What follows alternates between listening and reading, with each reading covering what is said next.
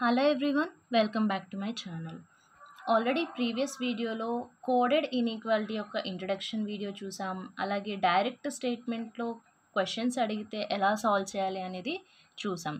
ఈ వీడియోలో connecting statements మీద క్వశ్చన్స్ అడిగితే అసలు క్వశ్చన్స్ ఎలా ఉంటాయి, మనం ఎలా సాల్వ్ చేయాలి అనేది చూద్దాం. మీరు సెకండ్ వీడియో చూసినా చూడకపోయినా ఫస్ట్ వీడియో అనేది ఖచ్చితంగా చూడండి. ఎందుకంటే అది బేసిక్స్ రాకుండా మనం ఈ వీడియో చూస్తే మీకు ఏం అర్థం కాదు. ఓకే, సో బేసిక్స్ అనేవి వస్తే చాలా ఈజీగా అర్థమైపోతుంది. కాబట్టి బేసిక్స్ వీడియో అనేది ఈ 2 వీడియోస్ లింక్స్ నేను డిస్క్రిప్షన్లో ఇస్తాను.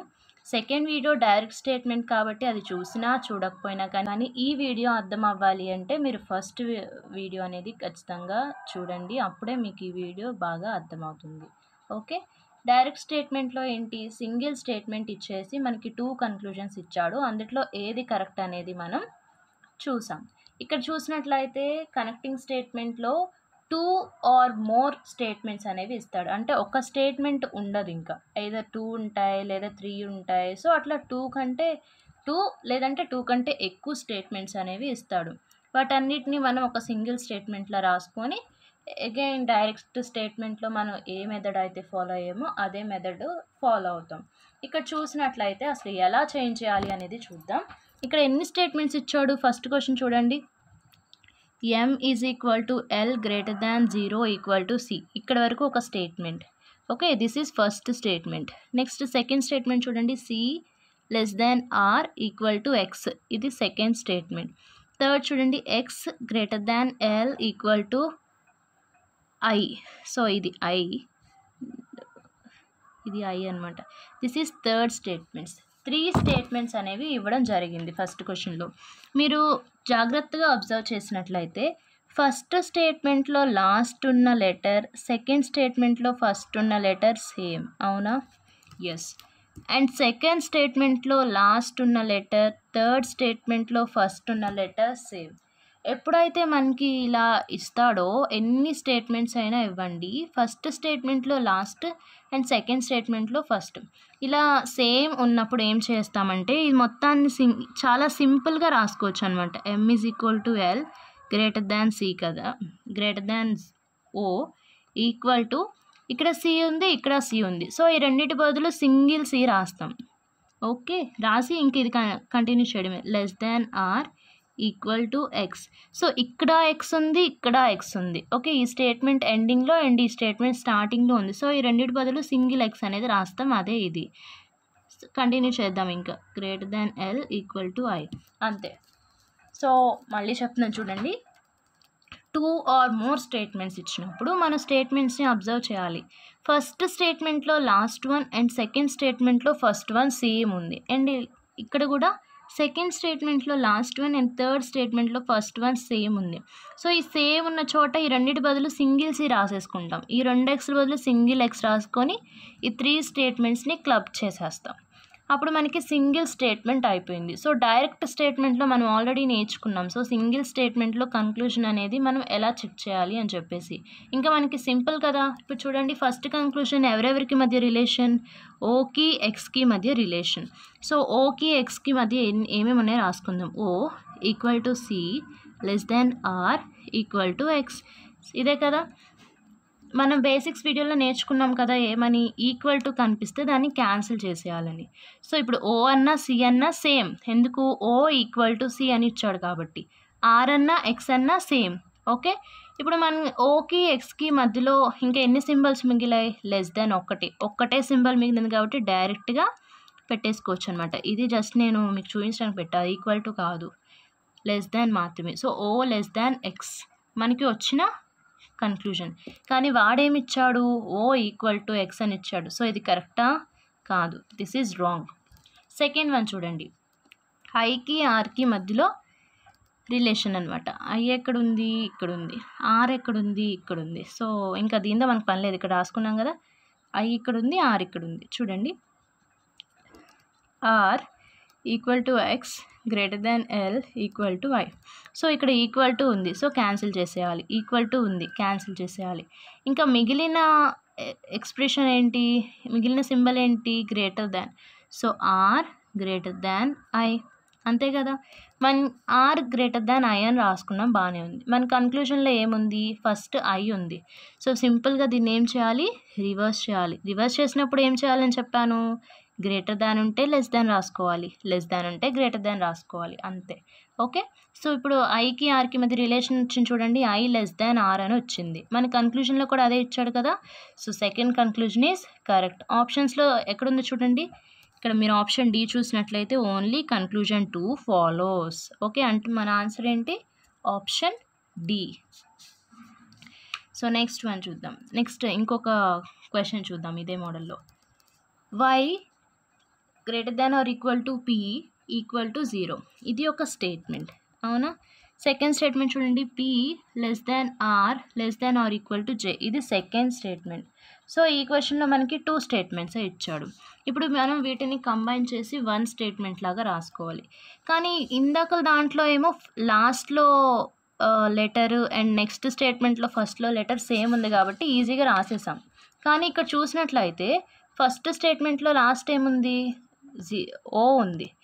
సెకండ్ స్టేట్మెంట్లో ఫస్ట్ ఏముంది, పి ఉంది. మరి ఎలా రాస్తాం చూడండి, జాగ్రత్తగా అబ్జర్వ్ చేయండి. ఇక్కడ ఫస్ట్ స్టేట్మెంట్లో ఈక్వల్ టు అని ఉంది, లాస్ట్లో పి ఈక్వల్ టు ఓ అని ఉంది. పి ఈక్వల్ టు ఏముంది, ఓ ఉంది. అంటే పి అన్నా ఓ అన్నా సేమే కదా. సో ఈ రెండిటి బదులు ఒకటి రాసుకోవచ్చు, ఏదైనా రాసుకోవచ్చు కదా. So Y greater than are equal to P equal to O అని ఉంది. ఈక్వల్ టు అంటే మనం ఏం చేస్తున్నాం, క్యాన్సిల్ చేసేస్తున్నాం. సో క్యాన్సిల్ చేసేసి పి అన్న ఓ అన్న సేమ్, ఇంకా ఎందుకు ఆల్రెడీ వాడే ఇచ్చాడు పి ఈక్వల్ టు ఓ అని చెప్పేసి. సో ఇక్కడ ఇంకా పి అన్న ఓ అన్న సేమ్. సెకండ్ స్టేట్మెంట్లో ఫస్ట్ పితోనే స్టార్ట్ అయింది కాబట్టి డైరెక్ట్గా రాసుకోవచ్చు కదా, మనం ఇంకా రాసుకోవచ్చు. సో చూడండి, ఇక్కడ ఒక పి, ఈ పి, ఈ రెండు పీల బదులు మనం ఆల్రెడీ సింగిల్ పి అనేది ఇక్కడ రాసేసాం. సో ఇట్లాగా మనం కనెక్ట్ చేయాలన్నమాట ఈ స్టేట్మెంట్స్ని. ఇప్పుడు కన్క్లూజన్స్ చూద్దాం. ఫస్ట్ది ఆర్కి వైకి మధ్యలో ఉంది. సో వై ఇక్కడ ఉంది, ఆర్ ఇక్కడ ఉంది కదా. Y greater than are equal to P equal to O less than R. So equal to వచ్చింది కాబట్టి క్యాన్సిల్ చేస్తాం. పి అన్న ఓ అన్న సేమ్.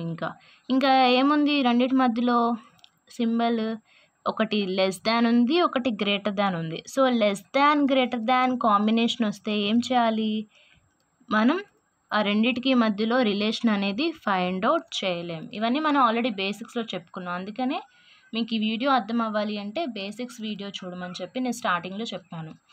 వైకి ఆర్కి మధ్యలో మనం రిలేషన్ ఫైండ్ అవుట్ చేయగలమా, నో. ఎందుకు, less than greater than combination వచ్చింది కాబట్టి. సో కానీ వీడేమిచ్చాడు, గ్రేటర్ దాన్ చెప్పి ఇచ్చాడు, మనం ఫైండ్ అవుట్ చేయలేం కదా. సో వీడు ఇచ్చింది ఏంటి, రాంగ్ కన్క్లూజన్. సెకండ్ చూడండి, జేకి ఓకి మధ్య కన్క్లూజన్. ఇక్కడ ఓ ఉంది, less than R less than are equal to జే ఉంది. సో ఈ రెండింటికి మధ్యలో ఎన్ని సింబల్స్ ఉన్నాయి, రెండు ఉన్నాయి. రెండు సేమ్ లెస్ దాన్లే కాబట్టి కామన్ ఏది ఉందో చూడండి. రెండిట్లో కామన్గా ఏముంది, లెస్ దాన్ ఉంది. సో ఓ లెస్ దాన్ జే. కానీ మనకి ఇక్కడ కన్క్లూజన్లో జే రావాలి ఫస్ట్. సో వీటిని రివర్స్ చేయాలి. రివర్స్ చేయాల్సినప్పుడు ఏం చేయాలి, సింబల్ని కూడా మార్చేసేయాలి. లెస్ దాన్ ఉంటే గ్రేటర్ దాన్ పెట్టుకోవాలి, గ్రేటర్ దాన్ ఉంటే లెస్ దాన్ పెట్టుకోవాలి. సో మనకి రిలేషన్ ఏమొచ్చింది, జే గ్రేటర్ దాన్ ఓ వచ్చింది. మన కన్క్లూజన్ కూడా అదే కదా. So second conclusion is correct. ఆప్షన్స్లో ఎక్కడుందో చూడండి, B is the correct answer. Only conclusion 2 follows. Okay, next third question చూద్దాం. A equal to E greater than are equal to B greater than D, C less than D. ఇక్కడ ఎన్ని statements ఇచ్చాడు, 1 2 3 4 statements అనేవి ఇచ్చాడు. So ఈ 4 statements observe చేద్దాం. First statement చూసినట్లయితే first స్టేట్మెంట్లో లాస్ట్ది, second స్టేట్మెంట్లో ఫస్ట్ది, ఈ రెండు సేమా, సేమ్. సో నెక్స్ట్ చూడండి, సెకండ్ స్టేట్మెంట్లో లాస్ట్ది, థర్డ్ స్టేట్మెంట్లో ఫస్ట్ది సేమా, సేమ్. నెక్స్ట్ చూద్దాం. సో థర్డ్ స్టేట్మెంట్లో లాస్ట్ది, ఫోర్త్ స్టేట్మెంట్లో ఫస్ట్ది సేమా, సేమ్ కాదు. కానీ ఇక్కడ సి లెస్ దాన్ డి ఉంది. ఓకే, రెండే ఉన్నాయి కాబట్టి మనం వీటిని రివర్స్ చేసి రాసుకోవచ్చు కదా. రివర్స్ చేసినప్పుడు ఏం చేయాలి, ఇక్కడ లెస్ దాన్ ఉంది కాబట్టి గ్రేటర్ దాన్ చేయాలి. సో సి లెస్ దాన్ డిని డి గ్రేటర్ దాన్ సి అని రాసుకోవచ్చు కదా, రాసుకోవచ్చు. ఇప్పుడు చూడండి, థర్డ్ స్టేట్మెంట్లో లాస్ట్ది, ఫోర్త్ స్టేట్మెంట్లో ఫస్ట్ది సేమ్ ఉందా, సేమ్ ఉంది. సో ఇంకా మనకి ఈజీ కదా స్టేట్మెంట్ రాసుకోవడం.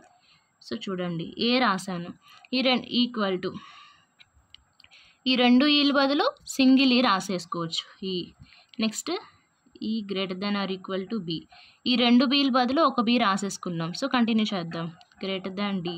సో ఈ 2 డీల బదులు ఒకటి రాసేసుకున్నాం. మళ్ళీ కంటిన్యూ చేసి గ్రేటర్ దాన్ సి రాయాలి. ఓకే, సో ఇట్లాగా ఒక సింగిల్ స్టేట్మెంట్లోకి అయితే తెచ్చుకున్నాం.